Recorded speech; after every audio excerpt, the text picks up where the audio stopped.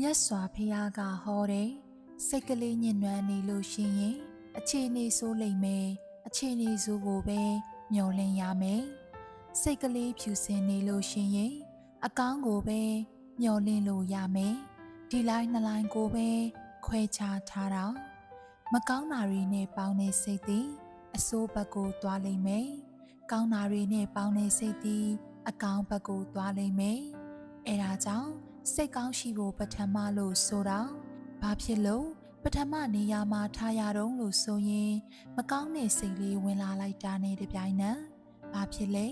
မကောင်းတဲ့အတွေ့အရင်တွေးမှာပဲမကောင်းတဲ့အတွေ့တွေးထားတဲ့ပုဂ္ဂိုလ်ကမကောင်းတာပဲပြောမယ်သူ့လမ်းကြောင်းကဒီဘက်ရောက်သွားပြီမကောင်းတာပြောတဲ့လူက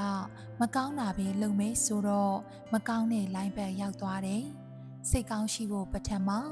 စိတ်ကလေးကကောင်းနေဆိုရင်ကောင်းတဲ့အတွေ့တွေတွေးလာတယ်။ကောင်းတဲ့အတွေ့တွေတွေးလာသည့်အတွက်ကြောင့်ကောင်းတဲ့အပြောပြောမှာပဲ။ကောင်းတဲ့အလုပ်ကိုလုပ်မှာပဲ။အဲ့ဒီလိုနှလိုက်ရှိတယ်ဆိုတာကိုဒီအမြဲတမ်းစိတာထားဖို့လိုတယ်။ငါစိတ်လေးဟာအကောင်းတွေတွေးနေလားအဆိုးတွေတွေးနေလားငါစိတ်ဟာစိတ်ကောင်းလားစိတ်ဆိုးစိတ်ယုံမလားဆိုတာစဉ်းချင်းစဉ်းစားရမယ်။အဲ့ဒီလိုစဉ်းစားပြီးအဆိုးဘက်ကိုမသွားအောင်အကောင်းဘက်လှည့်အောင်လုပ်ပေးရမယ်။ဒါက practice လေ့ကျင့်တာဟုတ်ပြီစိတ်ကောင်းဆိုသည်မှာတရားနဲ့ရှင်တွဲလာတဲ့စိတ်ဟိရိနဲ့ဥတ္တပနဲ့ရှင်တွဲလာတဲ့စိတ်တတိနဲ့ပညာနဲ့ရှင်တွဲလာတဲ့စိတ်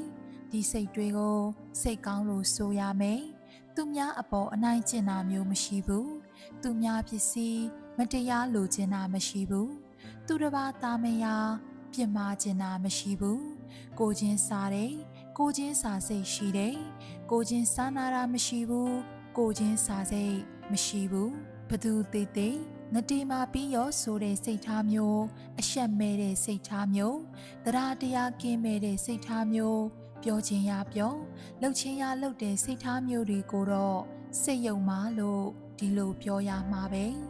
မဟာကန္နာယုံဆရာတော်ကြီးကဒါကြောင့်စိတ်ကောင်းရှိဖို့ပထမလို့ပြောတာ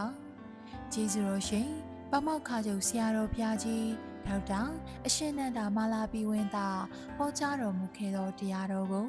ကျမတို့ဓမ္မတိန်လွှာအဖွဲ့သားများမှဓမ္မဒါနအနေဖြင့်ပြန်လည်ပြီးတော့မျှဝေလိုက်ပါရရှင်